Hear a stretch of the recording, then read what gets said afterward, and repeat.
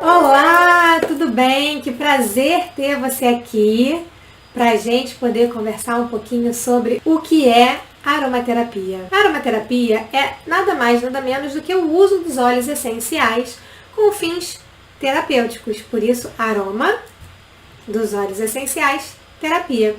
A gente vai, através da aromaterapia, tratar desconfortos de forma holística. O que é holístico? Holístico é quando a gente pensa na pessoa como um todo, porque o que ela está sentindo fisicamente pode ter por trás uma série de gatilhos emocionais. O que ela está sentindo na pele pode ser uma consequência do que está acontecendo no pulmão, e o que está acontecendo no pulmão pode ser inclusive um reflexo do emocional.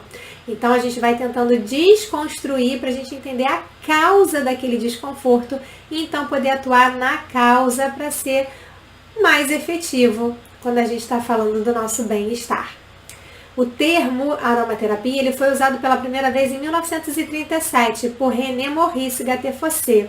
E ela é exercida desde Hipócrates, em 3.500 anos antes de Cristo. Basta a gente pensar que como é que a humanidade inteira se cuidou antes de existirem os laboratórios, gente? Nas plantas. E os óleos essenciais, nada mais, nada menos do que vêm das plantas. Eles são extratos aromáticos extraídos das plantas. Pegando o gancho do que são os óleos essenciais, eles são substâncias naturais. Eles ficam em bolsinhas, são moléculas aromáticas que dão um aroma distinto para as plantas. Então, a lavanda tem um determinado aroma, o peppermint tem um determinado aroma, o limão tem um determinado aroma, e essas moléculas aromáticas, elas estão lá nos nossos óleos essenciais. São bem pequenas essas moléculas, bem levezinhas, e elas podem normalmente ser extraídas por destilação ou prensagem a frio. São os dois métodos mais comuns para a gente poder obter os óleos essenciais a partir das plantas. São moléculas solúveis em óleos graxos, em substâncias oleosas. Apesar disso, elas não são solúveis em água, mas elas não são graxas. Se você põe um óleo puro na sua mão, em qualquer parte do seu corpo, você vai ver que ali de oleoso não vai ter nada. É só você pensar, o óleo essencial da laranja, o óleo essencial do limão, por exemplo, ele tá, sabe onde? Naquela aguinha que sai quando a gente espreme a casca da laranja ou a casca do limão. O que é que tem ali de oleoso? Nada, né? Pois é. Porque o óleo essencial, apesar dele não se misturar com a água, ele não é oleoso. São substâncias altamente concentradas que têm sido utilizadas há milhares de anos e atualmente são estudadas. Temos dezenas de milhares de artigos científicos comprovando os seus benefícios para a saúde. De onde vieram os óleos essenciais? Fabi, da onde vêm esses óleos essenciais? Bom, estima-se, acredita-se que eles vêm do processo de seleção natural das plantas.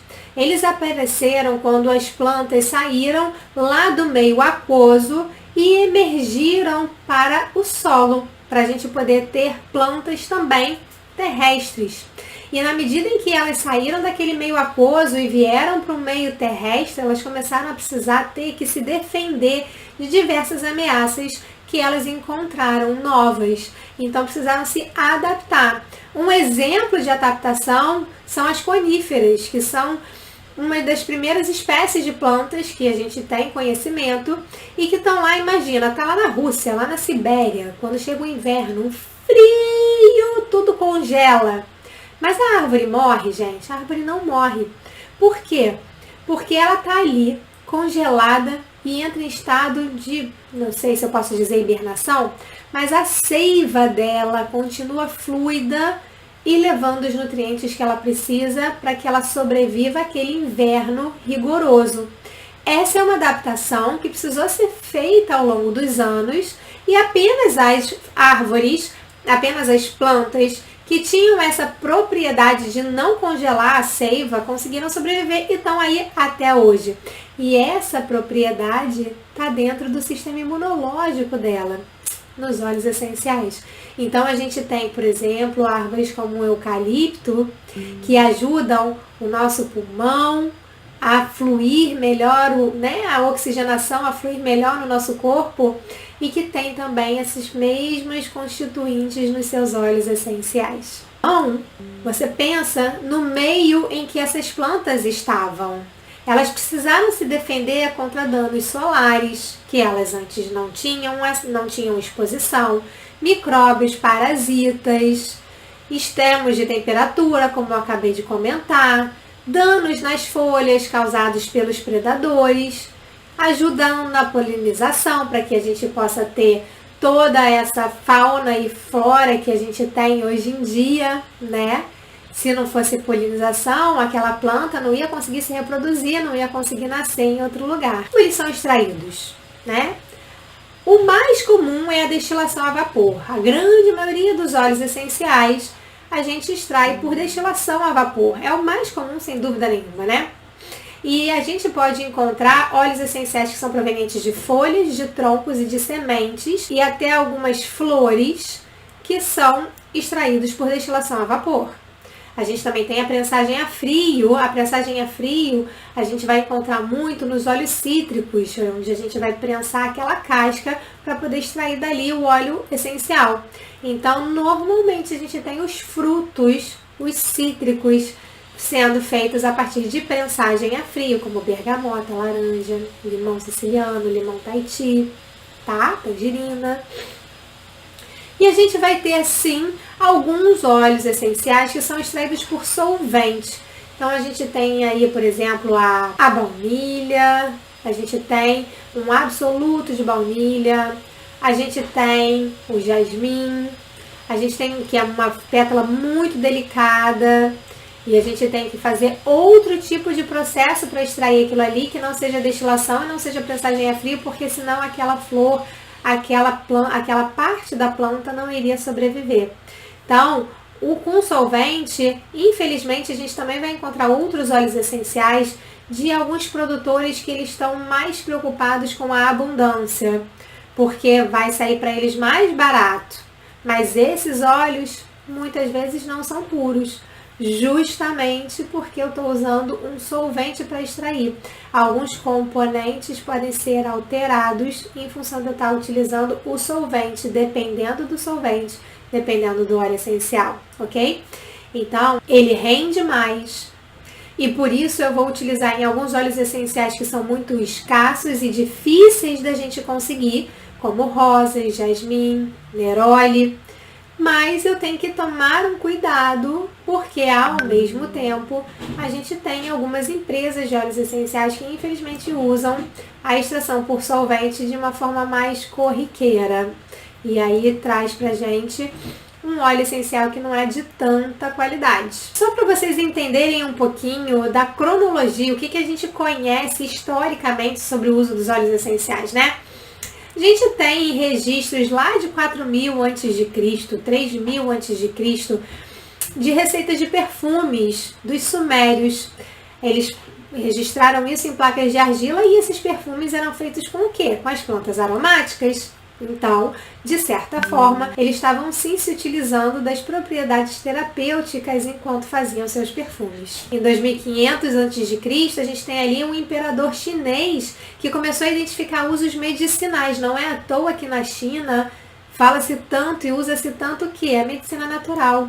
Lá, isso não é uma alternativa, muito pelo contrário. A grande maioria dos profissionais de saúde, eles primeiro vão pelos métodos naturais e muitas vezes dá certo. Lá em 1500 anos antes de Cristo, a gente tem, por exemplo, o papiro Eber, que é escrito detalhando como que antigos egípcios usavam os óleos essenciais de olíbano, de mirra e alguns outros compostos aromáticos para, inclusive, propósitos religiosos, para conexão religiosa, para cura de doenças e para embalsamento, porque a gente tinha ali uma fonte de conservação da pele daquele faraó, por exemplo, que estava sendo embalsamado.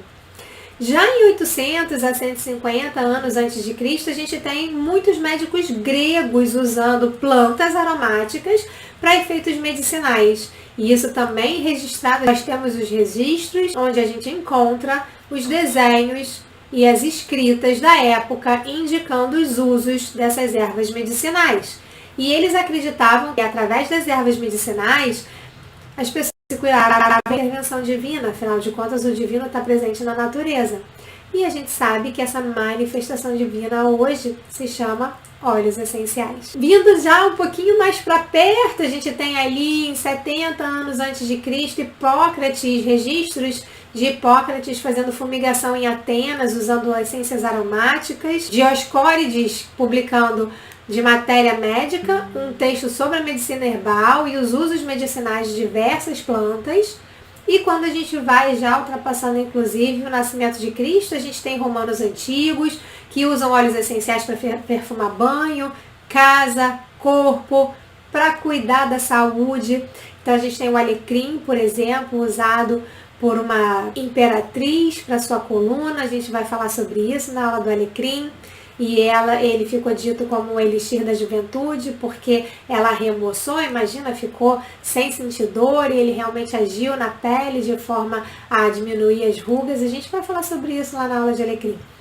E nos anos 1000 a gente tem ali o filósofo e médico persa Avicena, que é reconhecido por sua invenção no processo de destilação a vapor. Até então, o uso das plantas aromáticas era por maceração, era por um método, um chá, era por um uso num perfume, numa base alcoólica e assim por diante. E no ano 1000 é que a gente tem efetivamente, pela primeira vez, a invenção do processo de destilação. E aí a gente vai começar a aprender a extrair esses óleos essenciais de forma mais pura. Em 1500 a gente tem aí médico alemão publicando um livro sobre a destilação dos óleos essenciais e dando um salto lá para a época da guerra e dando um salto para 1937 a gente tem então o René Maurice Guattefosset, que publica o livro Aromaterapia e enfatiza o valor terapêutico dos óleos essenciais, especialmente a lavanda, que ele tem um relato da lavanda para uma queimadura que ajudou ele a não perder o braço depois do experimento que ele estava fazendo. Mas a gente precisa explicar que dentro da aromaterapia, assim como em muitas outras áreas, né, da saúde, como por exemplo a própria homeopatia, nós temos algumas linhas. Então nós temos diferentes escolas da aromaterapia que foram derivando desses estudos que foram sendo feitos. A gente tem a escola francesa, que é mais abrangente e que ela permite o uso interno, aromático e tópico. Ela se baseia muito no que aconteceu durante a Segunda Guerra com o médico Jean Valnet, que tratou os oficiais com os óleos essenciais dessas três formas. E ele conseguiu salvar muitas vidas assim. Imagina que era uma época de escassez de medicamento. Então você tinha que utilizar os recursos que estavam ali disponíveis para você. Então ele começou a utilizar os óleos essenciais com base nos estudos que já existiam e ele teve resultados impressionantes. Então daí nasceu a escola francesa de aromaterapia, permitindo o uso aromático interno e tópico. Já a escola inglesa, ela é mais restrita. Ela não reconhece o uso interno, mas apenas o uso aromático e tópico, porque ela se baseia no viés de Marguerite Moreau, que é uma engenheira química que publicou um livro sobre cosméticos com aromaterapia. Então eles pegaram esse viés do livro de cosméticos, onde Marguerite Moreau aplica tópica e aromaticamente. Como não tem muitos estudos sobre o uso interno, a escola inglesa prefere dizer que ela não recomenda o uso interno. E essa escola é a escola que a gente tem mais abundante hoje em dia, até porque para você utilizar os seus óleos internamente, você tem que ter muita certeza daquele produto, da qualidade, da pureza daquele produto. E a escola alemã, gente, é uma escola super mega restritiva. Ela fala apenas sobre o uso aromático. E por que ela fala sobre o uso aromático?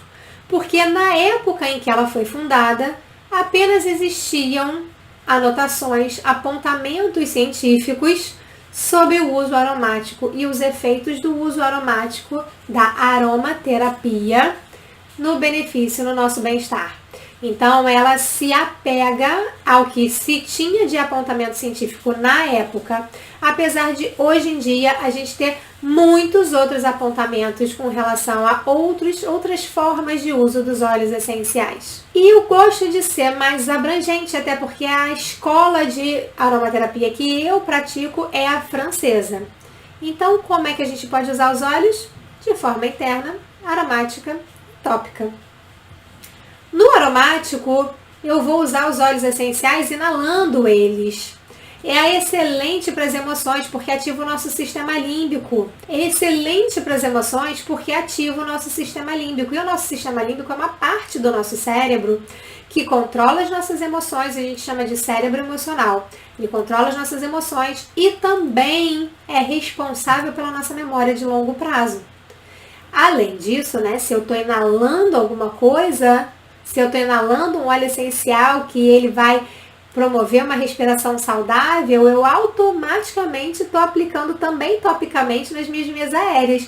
Então, para congestão nasal, gente, o uso aromático é maravilhoso. E aí eu posso inalar diretamente no recipiente, posso usar como perfume ou como colônia, posso também inalar na palma das mãos, posso até colocar na saída do meu ar-condicionado, na pá do meu ventilador, uma bolinha de algodão com algumas gotinhas de óleo essencial e você coloca ele para se movimentar, porque ele é volátil, ele vai evaporar e você vai ter esse aroma no seu ambiente. Algumas dicasinhas para você usar aromaticamente os seus óleos essenciais. Então, por exemplo, para a gente despertar o clima de romance na mulher, a gente pode utilizar ylang ylang, salves clareia, por exemplo. Para despertar o clima de romance no homem, a gente já vai para um sândalo havaiano com algumas gotinhas de capim-limão, que é o lemongrass. Para a gente fazer um uso energizante, isso aqui são dicas para um difusor de ambiente, para você fazer um aroma energizante para o seu ambiente, você pode utilizar ali alecrim, laranja, hortelã, né? E se você quiser um aroma para você combater estresse, você pode utilizar limão siciliano, laranja, cedro, cravo no seu difusor. São sugestões, você pode montar a sua própria sinergia, a gente sempre fala, crie, experimente, coloque lá, sinta o aroma que te faz sentir bem e use ele. A aromaterapia não é uma ciência exata. A gente vai ter muitos óleos essenciais, vocês vão ver, com propósitos semelhantes. E o que é melhor para mim não necessariamente é melhor para você. A gente tem que se conhecer. Por quê? Porque cada óleo essencial é super complexo quimicamente. São centenas de compostos químicos dentro de um mesmo óleo essencial. E aí tem algumas nuances que eventualmente vão fazer mais sentido para mim do que para você e vice-versa. Um banho calmante, gente, eu posso pingar ali no meu banho calmante, eu botar no difusor de ambiente lá no meu banheiro uma camomila romana com uma lavanda.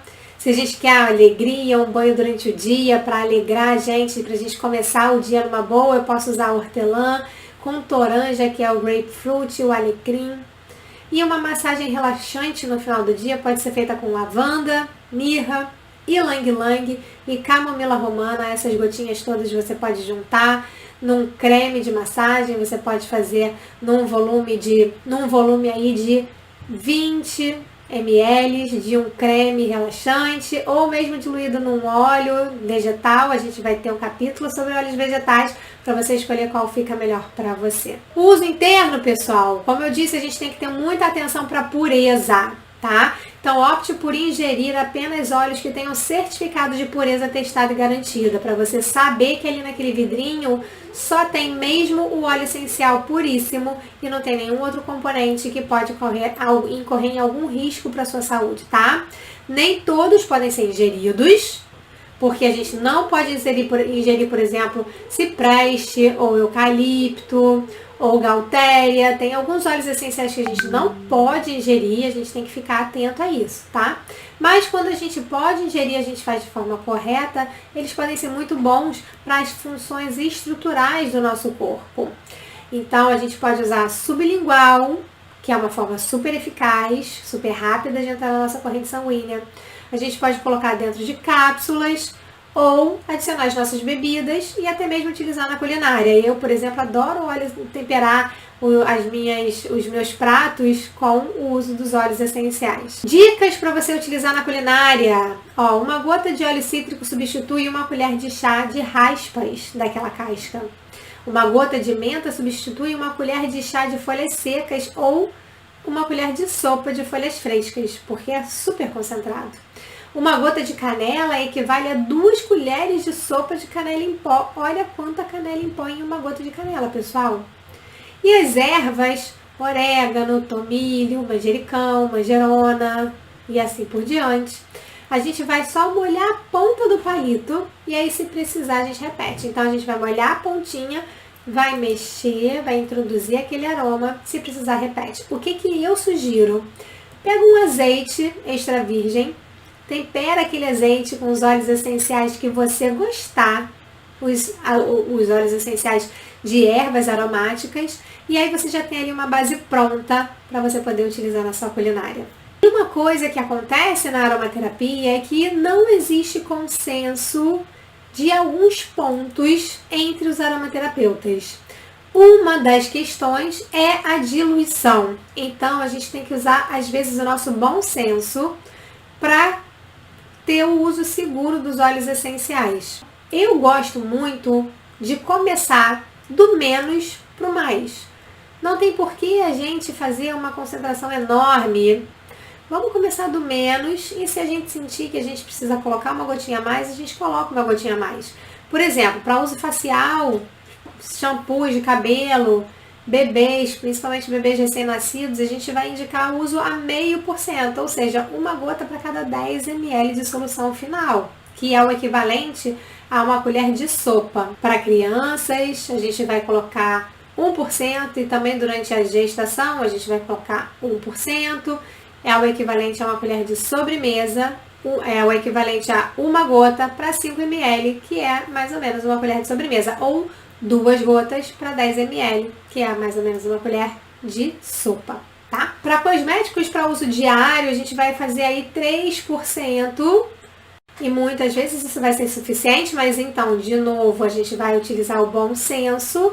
Se aquilo ali você está achando que não está sendo suficiente, coloca mais uma gotinha. E todas as vezes que a gente for usar de forma tópica, é indicado que a gente dilua. Por quê? Porque a gente vai evitar a sensibilidade da pele no curto prazo. Então, os óleos são concentrados. Se a gente colocar na pele, muitas vezes a gente vai sentir um incômodo por sensibilidade.